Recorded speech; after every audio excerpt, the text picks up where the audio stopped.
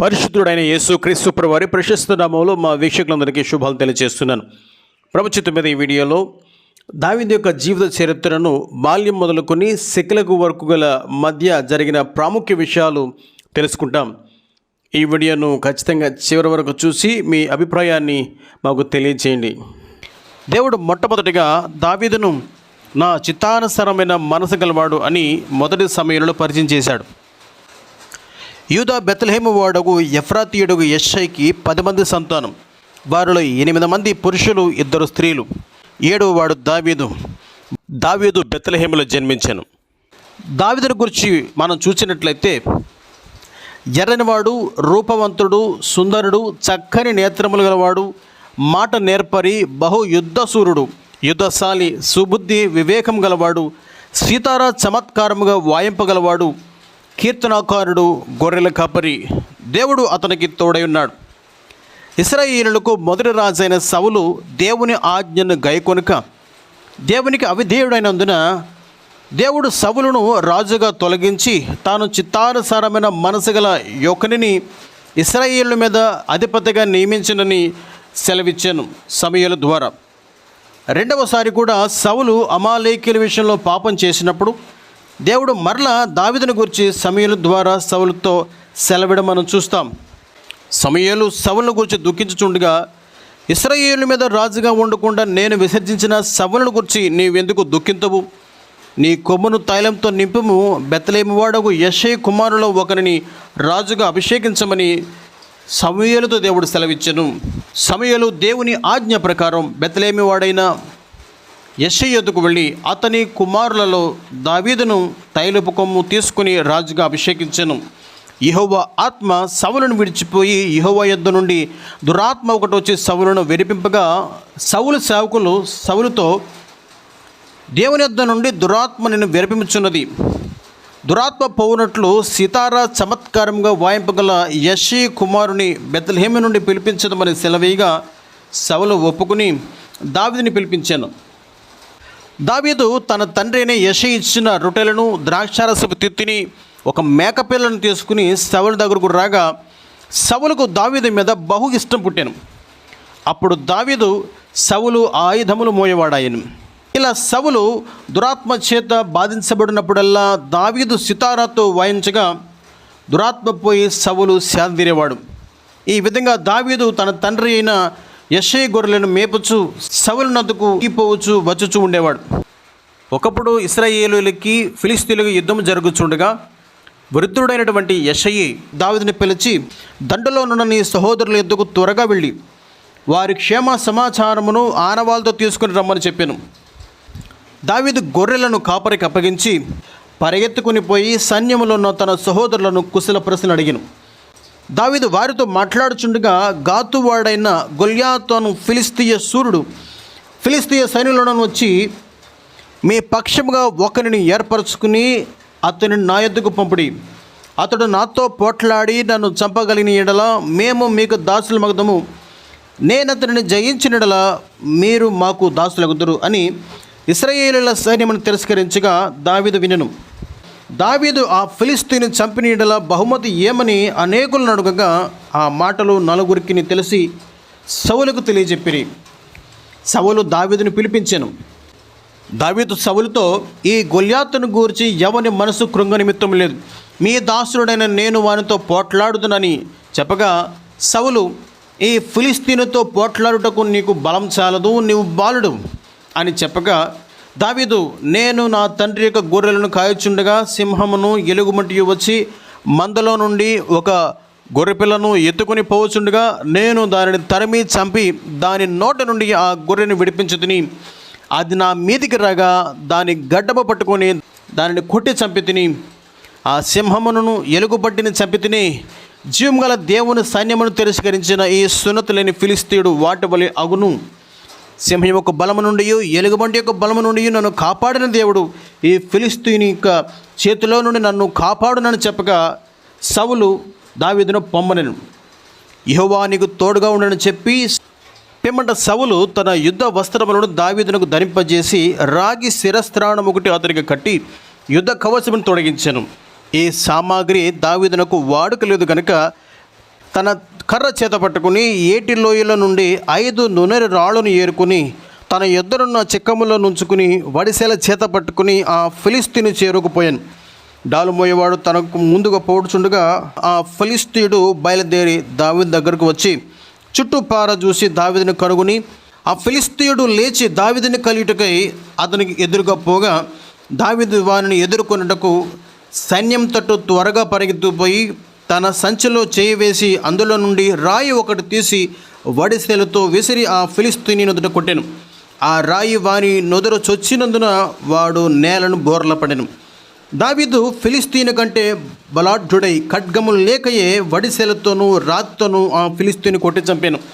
వాడు బోర్ల పడగా దావీదు పరిగెత్తుని పోయి ఫిలిస్తీని మీద నిలుచుండి వాని కత్తి వరదూసి దానితో వాని చంపి వాని తల తెగవేసెను. సౌలు తన సైన్యాధిపతి అయిన అబ్నేరును పిలిచి దావీదుని గురించి విచారింపగా అబ్నేరు ఫిలిస్తీని తలను చేత పట్టుకున్న దావీదును సౌలు దగ్గరకు తీసుకుని వచ్చాను. దావీదు సౌలుతో మాట్లాడిన తర్వాత యోనాతాను దావీదును ప్రాణ స్నేహితుగా భావించి అతని ప్రేమించాను. యోనాతాను దావీదుతో నిబంధన చేసి తన దుప్పటిని కత్తిని విల్లును నడికటను తీసి దావీదుకి ఇచ్చాను.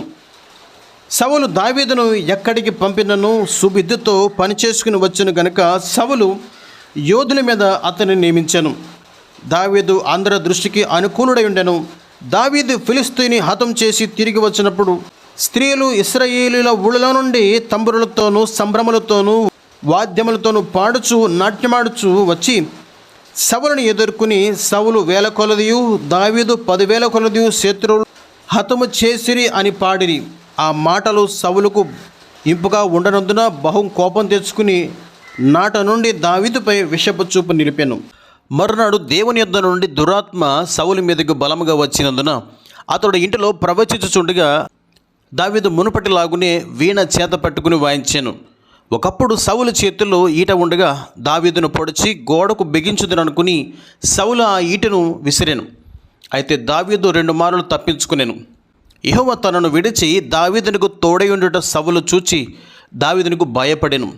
కాబట్టి సౌలు దావీదును తన యొద్ద ఉండనీక సహస్రాధిపతిగా చేశాను. అయితే సౌలు కుమార్తె అయిన మీకాలు దావీదు మీద ప్రేమ కలిగి ఉందని సౌలు విని సంతోషించి తన కుమార్తెను వివాహం చేసుకునే వ్యక్తి ఓలిని ఇవ్వనసలేదు, కానీ ఫిలిస్తీయుల 100 ముందోళ్ళు తీసుకుని రావాలని చెప్పగా దావీదు రాజుకు అల్లుడు కావాలని కోరిక కలిగి గడువు దాటక మునిపే తన వారితో పోయి ఫిలిస్తీయులలో 200 మందిని హతం చేసి వారి ముందోళ్ళు తీసుకుని వచ్చి అల్లుడొకటికే కావలసిన లెక్క పూర్తి చేయగా సౌలు తన కుమార్తెను మీకాలను దావీదుకిచ్చు పెళ్లి చేశాను. ఫిలిస్తీన్ల సర్దారుల యుద్ధమునకు బయలుదేరుచు వచ్చిరి. వారు బయలుదేరినప్పుడల్లా దావీదు బహు వివేకం కలిగి ప్రవర్తించుచు రాగా సౌలు సేవకులందరికంటే అతని పేరు బహు ప్రసిద్ధికెక్కెను. అతడు సౌలు మీరు దావీదును చంపవలనని యోనాతానుతోనూ తన సేవకులందరితోనూ చెప్పగా యోనాతాను ఆ విషయాన్ని దావీదుతో చెప్పి ఉదయమున జాగ్రత్త పడి రహస్య స్థలముందు దాగిండుము. నేను నా తండ్రిన సౌలుతో నీ విషయమై మాట్లాడిన తర్వాత మేలైనది కీడైనది నీకు తెలియచెప్పేదనని దావీదుతో చెప్పాను. యోనాతాను సౌలుతో దావీదు విషయమే దయగా మాట్లాడి నిష్కారణంగా దావీదును చంపి నిర్దోష యొక్క ప్రాణము తీసి నీవెందుకు పాపం చేయదు అని మనవి చేయగా సౌలు యెహోవా జీవంతోడు దావీదుకు మరణశిక్ష విధింపనని ప్రమాణం చేశాను. దావీదు మునుపటిలాగుని అతని సన్నిధిని ఉండెను. తర్వాత యుద్ధం సంభవించినప్పుడు దావీదు బయలుదేరి ఫిలిస్తీయులతో యుద్ధం చేసి వారిని ఓడించి వెనుకకు పారదోలి గొప్ప వధ చేయగా మరల యెహోవా యొద్ద నుండి దురాత్మ సౌలు మీదకి వచ్చాను. దావీదు సితార వాయించుచుండగా ఇంటిలో కూర్చున్న సౌలు ఈట చేత పట్టుకొని ఒకే దెబ్బతో దావీదును గోడకు బిగించవాలని ఈట విసరగా దావీదు అతని యుద్ధ నుండి తప్పించుకుని తన ఇంటికి పారిపోయాను. అయితే ఈటే గోడకు నాటబడిను. మరుసటి ఉదయమున దావీదును చంపవలనని చాటుగా అతని ఇంటికి సౌలు దూతలను పంపించాను. దావీదు భార్య అయిన మీకాలు దావీదుతో నీవు నీ ప్రాణం దక్కించుకో అని చెప్పి ఇంటి కిటికీ గుండా అతని పంపివేయగా దావీదు పారిపోయాను. అలాగున దావీదు తప్పించుకొని పారిపోయి రామాలోనున్న సమూయేలునొద్దకు వచ్చి సౌలు తనకు చేసిన అంతటిని అతనికి తెలియచేయగా దావీదును సమూయేలును నాయోతుకు వచ్చి అక్కడ కాపురముండిరి. దావీదు రామా దగ్గర నాయోతులో ఉన్నాడని సౌలునకు వర్తమానం రాగా దావీదును పట్టుకొనుటకై సౌలు దూతలను పంపించెను. ఆ తర్వాత దావీదు రామాలోని నాయోతు నుండి పారిపోయి యోనాతాను నద్దకు వచ్చి అతనితో మాట్లాడెను. వారిరువురు అనేక విషయాలు మాట్లాడుకున్న తర్వాత వేరైపోయిరి. తర్వాత దావీదు నోబులో యాజకుడైన అహీమెలకు నద్దకు రాగా, నీ దగ్గర ఏమున్నది? 5 రొట్టెలు కానీ మరి ఏమైనా ఉంటే అది నాకిమ్మని దావీదు అహీమెలకును అడిగాను. మీరు పవిత్రులైతే తీసుకురమని చెప్పి యెహోవా సన్నిధి నుండి తీసివేయబడిన ప్రతిష్టమైన రొట్టెలను అహీమెలకు దావీదునకిచ్చెను. ఆ దినమున సౌలు యొక్క పశువుల కాపరులకు పెద్ద అయిన దోయేగు అను ఎదోమీయుడు అక్కడ ఉండెను. దావీదు రాకను అతడు గమనించెను. రొట్టెలు తీసుకున్న తర్వాత ఖడ్గం కానీ ఈటి కానీ ఉన్నదా అని దావీదు అహీమెలకు అడుగగా అతడు గొల్యాదు యొక్క ఖడ్గమును దావీదునకిచ్చెను. అంతటా దావీదు సౌలునకు భయపడి ఆ దినమున లేచి పారిపోయి గాతు రాజైన ఆకీషు నద్దకు వచ్చెను. ఆకీషు సేవకులు గొల్యాతును చంపిన దావీదును గురించి ఆకీషుతో మాట్లాడగా దావీదు విని బహు భయపడెను. దావీదు తన చర్య మార్చుకుని వెర్రివాని వలె నటించగా ఆకీషు సేవకులు దావీదును ఆకీషు నద్దకు తీసుకుని రాగా దావీదు వెర్రివాని వలె పిచ్చి శాస్త్రాలు చేయుచుండగా ఆకీషు చూచి, పిచ్చివాడుగానున్న ఇతడు రాజు నగర్కి రాతగునా అనెను. తర్వాత దావీదు అక్కడ నుండి బయలుదేరి అదుల్లాము గుహలోనికి తప్పించుకుని పోగా అతని సహోదరులను అతని తండ్రి ఇంటి వారును అతని యుద్ధకు రాగా ఆ 400 మందికి దావీదు అధిపతి ఆయను. తర్వాత దావీదు అక్కడ నుండి బయలుదేరి మోయాబులోని మిస్పేకు వచ్చి, దేవుడు సెలవిచ్చే వరకు నా వారిని నీ యొద్ద నుండి నిమ్మని మోయాబు రాజుతో మనవి చేసి, దావీదు తన వారిని అందు విడిచిపెట్టి కొండలలో దాగి ఉండెను. మరియు ప్రవక్త అయిన గాదు వచ్చి కొండలలో ఉండక యూదా దేశమునకు పారిపోమ్మని దావీదుతో చెప్పినందున అతడు తన వారితో హారేతు అడవిలోనికి వచ్చెను. దావీదును అతని జనులను హారేతులో ఉన్నారని సౌలుకు వర్తమానమాయెను. తర్వాత ఫిలిస్తీయులు కీలా మీద యుద్ధం చేసి కళ్ళమ మీద ధాన్యము దోచుకునిచున్నారని దావీదునకు వినబడెను. నేను వెళ్ళి ఈ ఫిలిస్తీయులను హతము చేదునా అని ప్రార్థించగా యెహోవా వెళ్ళి ఫిలిస్తీయులను చంపి కెయీలాను రక్షించమని చెప్పాను. అయితే తన యొద్దనున్న వారు భయము కలిగి ఉండగా దావీదు మరల దేవుని యొద్ద విచారించగా యెహోవా వెళ్ళుము, వారిని నీ చేతికి అప్పగించదు నేను. దావీదును అతని జనులను కెయీలాకు వచ్చి ఫిలిస్తీయులతో యుద్ధం చేసి వారిని లెస్సగా చంపి వారి పశువులను దోచుకుని ఇలాగున దావీదు కెయీలా కాపరస్తులను రక్షించెను. అలాగే అబ్యాతారు ఏఫోదు చేత పట్టుకుని కెయీలాలో దావీదునకు వచ్చెను. దావీదు కెయీలాకు వచ్చిన సంగతి సౌలు విని దావీదును అతని జనులను ముట్టడించాలని జనులను యుద్ధానికి పిలిపించెను. అయితే దావీదు అబ్యాతారుతో ఏఫోదును తెమ్మని సౌలు నుండి కెయీలా పట్టణస్థుల నుండి తనకు కీడు సంభవించునా అని యెహోవాకు ప్రార్థించగా సంభవించునని ప్రభు సెలవిచ్చెను. అంతటా దావీదును అతని 600 మంది జనులను కెయీలా నుండి ఎక్కడికి పోగలరో అక్కడికి వెళ్ళిరి. దావీదు తప్పించుకున్న సంగతి సౌలు విని కెయీలాకు వెళ్ళటం మానెను. తర్వాత దావీదు అరణ్యంలోని కొండ స్థలముల యందును జీపు అను అరణ్యంలో ఒక పర్వతమందును నివాసం చేయుచుండెను. సౌలు అనుదినము దావీదును వెతికినను దేవుడు సౌలు చేతికి దావీదును అప్పగించలేదు. సౌలు తనను చంపుటకై బయలుదేరిన దావీదు విని జీపు అరణ్యంలో ఒక వనమున దిగెను. అప్పుడు యోనాతాను లేచి దావీదునొద్దకు వచ్చి దావీదును ధైర్యపరచెను. వారి ఇరువురు యెహోవా సన్నిధిని నిబంధన చేసుకున్న తర్వాత యోనాతాను వెళ్ళిపోయెను. దావీదు వనములో నిలిచెను. జీపు అరణ్యవాసులు గిబ్యోనులో ఉన్న సౌలు దగ్గరకు వచ్చి దావీదుని గురించి వర్తమానం తీసుకుని రాగా దావీదు ఉండిన స్థలమును ఖచ్చితంగా తెలుసుకుని సౌలు దావీదును తరమబోగా దావీదును అతని జనులను యోషిమోనుకు దక్షిణముగా ఉన్నటువంటి మైదానంలోని మాయోను అరణ్యములో కొండ శిఖరమున ఉండగా సౌలు తనను వెతుకుటకై బయలుదేరినని దావీదుకు తెలిసి కొండ శిఖరము దిగి మాయోను అరణ్యములో నివసించెను. సౌలు అది విని మాయోను అరణ్యములో దావీదును తరమబోయాను. అయితే సౌలు పర్వతమునకు ఈతటునను దావీదును అతని జనులను పర్వతమునకు ఆతటునను పోవుచుండగా దావీదు సౌలు దగ్గర నుండి తప్పించుకుని పోవాలని త్వరపడుచుండెను. అలాగే సౌలును దావీదును పట్టుకోవాలని త్వరపడుచు వారిని చుట్టుకొనుచుండగా ఒక దూత సౌలునకు వచ్చి, ఫిలిస్తీయులు దండెత్తి దేశమును చొరబడుచున్నారు, త్వరగా రమ్మని సౌలును పిలువగా సౌలు దావీదును తరుముట మాని వెనుకకు తిరిగి వెళ్ళిపోయాను. అయితే దావీదు అక్కడ నుండి వెళ్ళి ఏనిగేతుకు వచ్చి కొండ స్థలములలో నివాసము చేయుచుండెను. దావీదు ఏన్గేది అరణ్యముందున్నాడని సౌలునకు వర్తమానం రాగా అతడు 3,000 మందిని ఏర్పరిచి దావీదును అతని జనులను తరుముటకై బయలుదేరి మార్గమునున్న గొర్రెదొడ్లకు అతడు రాగా అక్కడ ఒక గుహ కనబడెను. అందులో సౌలు శంఖానవర్తికి పోగా దావీదును అతని జనులను ఆ గుహ లోపలి భాగంలో ఉండిరి. అతని జనులు సౌలును చూచి సౌలును చంపమని దావీదుకు చెప్పగా దావీదు సౌలుకు తెలియకుండా అతని పైవస్త్రపు చెంగును కోసెను. ఆ విషయమే దావీదు మనసు నొచ్చి యెహోవా చేత అభిషిక్తుడైన వారిని నేను చంపను అని తన జనులను అడ్డగించి సౌలు మీదకి పోనీయకుండా వారిని ఆపాను. ఆ తర్వాత సౌలు లేచి గుహలో నుండి వెళ్ళిపోయాను. అప్పుడు దావీదు గుహలో నుండి బయలువెళ్ళి సౌలును నా ఏలినవాడా రాజా అని పిలువగా సౌలు వెనుక చూచెను. దావీదు నేలను సాష్టాంగపడి నమస్కారం చేసి అనేక విషయాలు ఎంతో తగ్గింపుతో సౌలుతో చెప్పి నా వలన నీకు ప్రాణహాని ఉండదని చెప్పి నాకును నీకును మధ్య యెహోవా న్యాయం తీర్చుననెను. అయితే సౌలు దావీదు నాయనా అని పిలిచి బిగ్గరగా ఏడ్చి అనేక విషయాలు మాట్లాడి తన సంతతిని నిర్మూలన చేయనని యెహోవా నామమున ప్రమాణం చేయమని దావీదుతో అనగా దావీదు ప్రమాణం చేశాను. సమూయేలు మృతి పొందగా దావీదు అతని యొక్క సమాధి కార్యక్రమంలో పాల్పొంది అది ముగిసిన తర్వాత పారాను అరణ్యానికి వెళ్ళాను. కరిమెలలోని మోయాబునందు ఆస్తిపరుడైన నాబాలు గొర్రెల బొచ్చు కత్తిరించుటకై కరిమెలకు వచ్చినని దావీదు విని తన వారిలో 10 మందిని పిలిచి వారితో ఇలాగ చెప్పాను, మీరు నాబాలు ఎద్దుకు వెళ్ళి కరిమెలలో నీకును నీ పనివారికిని నీ మందలకును మేము మేలు చేసేతుమి, నీ పనివారిని అడిగినా వారి చెప్పదురని చెప్పి శుభదినమైన వచ్చాము గనుక దయచేసి నీ దాసులమైన మాకును దావీదునకును నీ ఇష్టము కొలది ఇమ్మని దావీదు చెప్పినని వారు అలాగున చెప్పి కూర్చుండగా నాబాలు కృతజ్ఞత లేనివాడే దావీదును దూషించెను.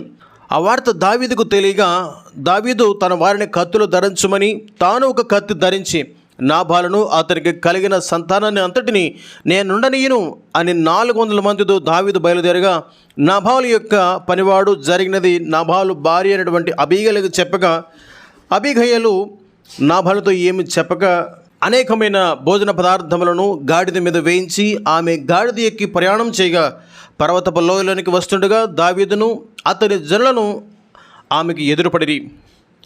అబీగయలు సుబుద్ధితో దావీదును హత్య చేయకుండా ఆపెను. అబీగయలు అనేక విషయాలు దావీదుతో మాట్లాడి నాబాలుకు తిరిగి వెళ్ళాను. ఆ తర్వాత అబీగయలు నాబాలుతో జరిగిన విషయం చెప్పినప్పుడు నాబాలు గుండె పగిలెను. దేవుని మూలంగా 10 రోజులు నాబాలు చనిపోయాను. ఆ విషయం తెలుసుకున్నటువంటి దావీదు అబీగయలను పెళ్లి చేసుకున్నాను. అంతటా జీఫీలు సౌలు దగ్గరకు వచ్చి దావీదును కూర్చున్న సమాచారం చెప్పగా సౌలు ఇశ్రాయేలులో 3,000 మందిని తీసుకుని దావీదుని వెతకటకు పోయాను. సౌలు హకీలా మన్యమందు త్రోవ పక్కన దిగగా వేగుల వారిని పంపి నిశ్చయముగా సౌలు వచ్చినని దావీదు తెలుసుకున్నాను. తర్వాత దావీదు సౌలు దండ దిగిన స్థలమునకు అభిషేక్తో వచ్చాను. అందరూ నిద్రించుచుండగా అభిషేక్ సౌలును చంపేదని అనగా దావీదు యెహోవా చేత అభిషేకించబడిన వారిని చంపి నిర్దోషగుట ఎవరికి సాధ్యము అని అభిషేక్ని అడ్డగించి సౌలు తలగడ దగ్గర నాటబడిన ఈటెను మరియు నీలబడిని తీసుకుని దావీదు అవతలకు పోయి దూరముగా ఉన్న కొండపై నిలిచి జనులను అబ్నేరును పిలిచి రాజును సరిగా కనిపెట్టలేదని అబ్నేరును గద్దించి ఈటె మరియు నీలబడిని గురించి మాట్లాడాను. దానికి సౌలు దావీదా నాయనా ఇది నీ స్వరమేనా అని అడుగుగా దావీదు అవుననెను. దావీదు చాలా విషయాలు మాట్లాడి ఒక పనివాడు రాగా ఆ ఈటను బుడిని తిరిగి పంపించెను. తర్వాత దావీదు నేను ఇక్కడ ఉండినడలా ఏదో ఒక దినమున సౌలు వలన నేను నాశనమగుదును అనుకుని తన యుద్ధనటువంటి 600 మందితో గాతు రాజైన ఆకీషు నద్దకు చేరెను. ఆకీషు దావీదునకు సిక్లగునిచ్చెను. దావీదు ఫిలిస్తీన్ల దేశంలో 1 సంవత్సరం 4 నెలలు కాపురముండెను. ఆ దినములలో ఫిలిస్తీయులు ఇశ్రాయేలుతో యుద్ధము చేయవలనని సైన్యమును సమకూర్చి సిద్ధపడగా ఆకీషు దావీదును పిలిచి మీరును వచ్చెదరా అని అడుగగా దావీదు వచ్చదమనెను. అంతలో ఫిలిస్తీయులు ఇశ్రాయేలుపై యుద్ధానికి సైన్యాన్ని వ్యూహపరిచి వచ్చుచుండగా ఫిలిస్తీయ సర్దారులు దావీదును అతని జనులను ఆకీషు వెనుక వచ్చుట చూచి దావీదును రావద్దని చెప్పమని ఆకీషుకు చెప్పిరి. అయితే దావీదు ఎందుకు నేనేమి చేసి తిని ఆకీషును అడగగా ఆకీషు దావీదు యథార్థతను పొగిడి దయచేసి మీరు ఫిలిస్తీయ సర్దారులకు ప్రతికూలమైన దాన్ని చేయకుండా ఫిలిస్తీయ దేశానికి వెళ్ళమనగా దావీదును అతని జనులను సిక్లగును ప్రయాణమైరి. దావీదును అతని జనులను 3వ దినమందు సిక్లగునకు వచ్చిరి. అంతలో అమాలేకీయులు దక్షిణ దేశం మీదను సిక్లగు మీదను పడి కొట్టి దానిని తగలబెట్టి పశువులను వస్తువులను మరియు అందులో ఉన్న గనులైనటువంటి అల్పులైనటువంటి వారందరినీ కూడా చంపక చెరపట్టుకుని పోయిరి. దావీదు యొక్క భార్యలను బిడ్డలను కూడా చెరగొనిపోయిరి. అంతటా దావీదును అతని జనులను పట్టణమునకు వచ్చి అది కాల్చబడినట తమ వారందరూ కూడా చెరలోనికి పోయినట్టు చూసి ఇక ఏడ్చుటకు శక్తి లేనంత బిగ్గరగా ఏడ్చిరి. దావీదు యొక్క భార్యలను చెరపట్టబడగా దావీదు మిక్కిలి దుఃఖపడెను. మరియు వారి బిడ్డలందరిని బట్టి జనులు ప్రాణం విసిగి దావీదును రాళ్ళతో చంపవలని చెప్పుకొని చూడగా దావీదు యెహోవాను బట్టి ధైర్యం తెచ్చుకునేను. దావీదు అబ్యాతారును పిలిచి ఏఫోదును తెమ్మనగా అతడు తెచ్చాను. దావీదు నేను ఈ దండును తరిమిన యెడల దాన్ని కలుసుకుందునా అని యెహోవా యొద్ద విచారణ చేయగా దేవుడు తరము నిశ్చయముగా కలుసుకుని నీ వారందరిని దక్కించుకుందాం అని చెప్పాను. అప్పుడు దావీదు 600 మందితో బయలుదేరి బెసోరు వాగు మట్టుకు రాగా వారిలో 200 మంది వాగు దాటలేక దిగబడిరి. అయితే మిగిలిన 400 మంది వాగు దాటి బయలుదేరగా పొలంలో ఒక ఐగుప్తీయుడు కనబడెను. అతడు 3 రోజులు అన్నపానం లేక ఉన్నాడని తెలుసుకుని వానికి భోజనం ఇచ్చి వాని ప్రాణము తెప్పరిన తర్వాత దావీదు వాని విచారించగా వాడు తన సమాచారంతో చెప్పి ఆ సిక్లగును తగలబెట్టింది తమ దండేనని ఆ అమాలేకీయుల దండనకు దారి చూపించుతుందని దావీదుతో చెప్పాను. దావీదు తన జనులతో కలిసి ఆ యువకుడు వెనకపోగా దావీదు ఆ స్థలమునకు వెళ్ళి వారిని చంపి తన వారిని రక్షించెను మరియు దోపుడు సొమ్మును పట్టుకొనెను. వారు తిరిగి బెసోరు వాగు దగ్గరకు వచ్చినప్పుడు దుర్మార్గులను పనికిమాలిన వారును కొందరు దోపుడు సొమ్ములో వారికి భాగం ఇవ్వద్దని చెప్పగా దావీదు యుద్ధానికి వెళ్ళిన వారితో సమాన దగ్గర ఉన్న వారికి ఎంత జీతమో యుద్ధానికి వెళ్ళిన వారికి అంతే జీతం అని చెప్పగా నాటి నుండి అది వారిలో వాడుకాయను. మరియు దావీదు సిక్లగు వచ్చినప్పుడు దోపుడు సొమ్ములో కొంత తన స్నేహితులను యూదా పెద్దలకు ఏర్పరిచి పంపించెను. అలాగే ఇతర స్థలాల్లోని పెద్దలకు పంపించెను.